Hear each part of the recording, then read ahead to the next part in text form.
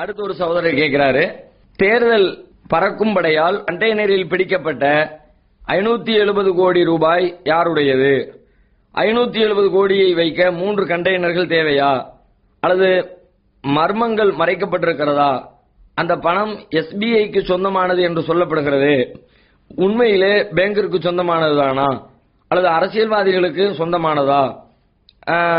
இதற்கு விளக்கம் தரவும் அப்படின்னு கேட்டிருக்கிறாரு. இப்பொழுது உயர் நீதிமன்றத்தில் அந்த வழக்கு வந்தது. 570 கோடி ரூபாய் பிடிபட்ட உடனே பொதுநல வழக்காக சில பேர் தாக்கல் பண்ணியிருந்தாங்க. தேர்தலை நிறுத்துங்க, அதுக்கு தடை விதிக்கணும், பணப்பட்டுவாடா நடந்திருக்கிறது, அது அரசியல்வாதிகளுக்கு சொந்தமானது, எனவே தேர்தலை நிறுத்தணுங்கிற அளவுக்கு மனுக்கள் உயர்நீதிமன்றத்தில் போடப்பட்டது. அதற்கு பிறகு வந்த விசாரணையில ரிசர்வ் பேங்க் சார்பில் ஆஜரான வழக்கறிஞர் அது எஸ்பிஐக்கு சொந்தமானதுதான், விசாகப்பட்டினத்துக்காக வேண்டி அது எடுத்து செல்லப்பட்டது அப்படிங்கிற விவரத்தை சொல்லி அது எஸ்பிஐ வங்கியின் ஒப்படைக்கப்பட்டிருக்கிறது. இப்பொழுது இது பிரச்சனை நீதிமன்றம் தீர்த்து விட்டாலும் அதிலே எழுந்திருக்கிற சந்தேகங்கள் இன்றைக்கு வரைக்கும் தீர்ந்த பாடில்லை. பொதுமக்களுக்கு தீர்க்க வேண்டிய கடமை அவர்களுக்கு இருக்கிறது. ஆனா சந்தேகத்தை தீர்க்கல, தீர்ப்பளித்து பிரச்சனையை முடித்து வைத்திருக்கிறார்கள். சந்தேகம் தீர்க்கப்படாத வரைக்கும் இது நாளுக்கு நாள் அது தொடர்ந்து கொண்டே அது தொங்கிக் கொண்டே தான் இருக்கும். என்னமோ நடந்திருக்குது, பல பேரும் சேர்ந்து அதை கூட்டா சேர்ந்து மறைச்சிட்டாங்க என்ற எண்ணத்தை தான் மக்களுக்கு அது ஏற்படுத்தும். எனவே சம்பந்தப்பட்ட இடத்துல இருக்கிறவர்கள் இதில் எழுந்திருக்கிற சந்தேகங்களை நிவர்த்தி செய்வதற்கு முயற்சி எடுக்க வேண்டும். பல சந்தேகங்கள் இதில் உண்டாகிறது. நீங்க அதை பாத்தீங்கன்னா அது எஸ்பிஐக்கு சொந்தமானதா இருந்தா பிடிச்ச உடனே பேப்பரை காட்டி அனுப்பி விட்டுட்டு தானே இருக்கிறாங்க. முறையான ஆவணங்கள் இருந்தால் கைப்பற்றி கொண்டு போக போறது இல்லை. முறையான ஆவணத்தை காட்டி இருந்தாங்கன்னா வண்டி போகட்டும் அப்படின்னு அனுமதிச்சிருக்க போறாங்க. அதை கைப்பற்ற வேண்டியதோ கலெக்டர் ஆபீஸ்ல கொண்டு போய் நிப்பாட்ட வேண்டிய தேவையோ, அதை எவ்வளவு இருக்கு என்ன இருக்குன்னு எண்ணுங்க வைங்க, அந்த பிரச்சனைக்கு வேலையே இல்லை. அப்ப முதல்ல ஆவணங்களே இல்லை. ஏன் ஆவணம் இல்லாம எடுத்துட்டு போனாங்க? அதுக்கு பாதுகாப்புக்கு யூனிஃபார்ம் போட்ட காவலர்கள் ஆயுதம் ஏந்திய நிலையில பாதுகாப்புக்கு போகணும். யூனிஃபார்ம் போட்ட நிலையில இல்லவும் இல்லை, தேவையில்லாத சந்தேகத்தை உண்டாக்குகிறது. சரி, அதுக்கு பிறகு உடனேயாவது ஆள் இல்ல கொண்டு போன உடனே இந்த அரை மணி நேரத்துல 1 மணி நேரத்துல இந்த பாருங்க டாக்குமெண்ட், இன்னும் நாங்க யூனிஃபார்ம் போடாம வந்துட்டோம், அது கவனம் இல்லாம இருந்துட்டோம், அது என்னதோ ஒன்று அதுக்குரிய காரணத்தை சொல்லிட்டு அதை கிளியர் பண்ணிருக்கலாம். ஆனா கிளியர் பண்றதுக்கு எவ்வளவு நேரம் ஆச்சு? இது எஸ்பிஐக்கு சொந்தமானதுதான் என்று அதிகாரப்பூர்வமான தகவலை தர்றதுக்கு கிட்டத்தட்ட 18 மணி நேரத்துக்கு பிறகுதான் அந்த தகவலே வருகிறது. இவ்வளவு நேரம் காலதாமதம் செய்ய வேண்டிய தேவை என்ன? அப்ப உள்ளுக்குள்ள ஏதோ சரி கட்டுறாங்களோ, யாருக்குள்ளதோ பிடிபட்டதுக்கு பிறகு அது சரி கட்டுற வேலைகள் நடக்கிறதோ அப்படின்ற சந்தேகத்தை மக்கள் ஏற்படுத்துமா ஏற்படுத்தாதா? அப்ப சந்தேகம் அதுல உண்டாகிறது.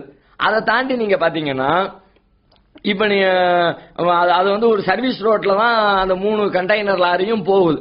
சர்வீஸ் ரோட்ல போகிற நேரத்துல சர்வீஸ் ரோட்ல ஏன் இது போகுது அப்படிங்கிற கேள்வி முதல்ல வருது. அதனால தானே பிடிக்கிறாங்க. கண்டெய்னர் லாரி மெயின்ல போக வேண்டியதுனே ஏன் சர்வீஸ் ரோட்ல வந்துச்சு? முதல்ல சொல்லப்பட்ட பதில் என்ன? நாங்க டீசல் ஃபில் பண்றதுக்காக வேண்டி சர்வீஸ் ரோட்ல இறங்கணும் அப்படின்னாங்க. கடைசியில் டீசல் ஃபில் பண்ண வந்தீங்கன்னு சொல்லி செக் பண்ணனா 3 லாரிலையும் ஃபுல்லா இருக்கு டீசல். ஃபுல்லா இருக்கிற டீசல் என்னப்பா டீசல் செக் பண்ண போற, ஃபில் பண்ண போற? அப்பதான் ஃபில் பண்ணிட்டு பெருமாநல்லூரை தாண்டி ஃபில் பண்ணிட்டு வந்திருக்கிறாங்க. ஃபுல்லா இருக்குது, கொஞ்சம் கூட குறையல. அந்த நிலையில நீ டீசல் ஃபில் பண்ண போறன்னு சொல்ல வேண்டிய தேவை என்ன வந்தது? அப்ப ஏதோ பொய் சொல்றாங்க, மறைக்க விரும்புறாங்கன்ற மாதிரி ஒரு சந்தேகத்தை அதுவும் ஏற்படுத்திருச்சு. சரி, அதுக்கப்புறம் நீங்க பாருங்க, அங்க இருந்து 7 கிலோமீட்டர் துரத்தி போய் அப்புறம் தான் பிடிச்சோன்னு சொல்லி சொன்னாங்க. 7 கிலோமீட்டர் துரத்திட்டு போனாங்கல்ல, அவங்க பிடிச்ச நேரம், அவங்க துரத்திட்டு போனது எல்லாத்தையும் வச்சு கால்குலேட் பண்ணி பார்க்கும் பொழுது அந்த கண்டெய்னர் லாரி ஏறத்தாழ 50 கிலோமீட்டர் ஸ்பீடில் தான் போயிருக்குது. 50 கிலோமீட்டர் வேகத்துல போன ஒரு வாகனத்தை பிடிக்கிறதுக்கு அவ்வளவு சிரமப்பட வேண்டிய தேவை என்ன வந்துச்சு? 7 கிலோமீட்டர் துரத்த வேண்டிய தேவை என்ன வந்துச்சு? 50 கிலோமீட்டர் ஸ்பீட்ல தானே போறாங்க. அவங்க 120 கிலோமீட்டர் ஸ்பீட்ல பறக்கலையே. கண்டெய்னர் லாரி அவ்வளவு வேகத்துல போகவும் செய்யாது, ரொம்ப ஸ்பீடு கம்மியா தான் இருக்கும். அப்போ 50 கிலோமீட்டர் வேகத்துல போறவங்களை பிடிக்கிறதுக்கு எதுக்கு 7 கிலோமீட்டர் துரத்தி போனாங்க? வழியில நிப்பாட்ட முடியலையா அப்படிங்கிற கேள்வி அதுக்குள்ள வருது. இதுக்கான பதிலையும் அவங்க அதிகாரிகள் தரப்புலையோ சம்பந்தப்பட்டவங்க யாருமோ விளக்கவும் இல்லை. அதை தாண்டி பணத்தை பேங்க்ல இருந்து மாதிரி கைமாத்துறது வழக்கம் தான். அது மாதிரி கைமாற்றக்கூடிய நேரத்துல பணத்தை எடுத்துட்டு போற முறை இருக்குல்ல, எப்படி எடுத்துட்டு போவாங்க? எல்லாம் இரும்பு சட்டங்கள் அடித்து இரும்பு பெட்டிகள் உள்ளதான் வச்சுதான் பணத்தை எடுத்துட்டு போவாங்க. என்ன தீப்பிடிச்சிட கூடாது அப்படின்றதுக்காக. அது மாதிரி ஒருவேளை தீப்பிடிக்கிற மாதிரி ஏதாவது சூழல் இருந்தால் அதை உடனே சரி செய்யறதுக்காக தீ இணைப்புக்கு தேவையான கருவிகள்லாம் உள்ள இருக்கணும். இப்போ இங்க 570 கோடி எப்படி இப்ப கொண்டு போகப்பட்டிருக்குன்னு பார்த்தா 195 மரப்பெட்டிகளை வச்சு கொண்டு போயிருக்கிறாங்க. 195 பெட்டியில தான் மொத்தம் இந்த 570 கோடியும் இருந்திருக்கிறது. அது எதுல வைக்கப்பட்டிருக்குன்னா மரப்பெட்டி. இரும்புல தானே கொண்டு போவாங்க. நீங்க மரப்பெட்டியில கொண்டு போறிய, கொண்டு போக வேண்டிய தேவை என்ன வந்துச்சு, எதனால அதை மாத்தினீங்க, பேங்க்ல உள்ள நடைமுறை வேறு தானே, அந்த கேள்வி வருது. அந்த கேள்விக்கு பதில் இல்லை. தீயணைப்புக்கு தேவையான கருவிகள் வைக்கணும், அது ஒரு நடைமுறையாக இருக்கிறத, அந்த நடைமுறையை ஃபாலோ பண்ணல, அதுக்கு பதில் இல்லை. இது மாதிரி பதிலே இல்லாம சரி உங்களுக்கு பணம் தேவையாக இருந்தால் விசாகப்பட்டினத்தில் உள்ள பேங்குக்கு பணம் தேவைன்னா விசாகப்பட்டினத்தில் ஆந்திராவில் இருக்கிற அங்குள்ள தலைமை பண காப்பகத்தை தான் அவங்க தொடர்பு கொண்டிருக்கணும்.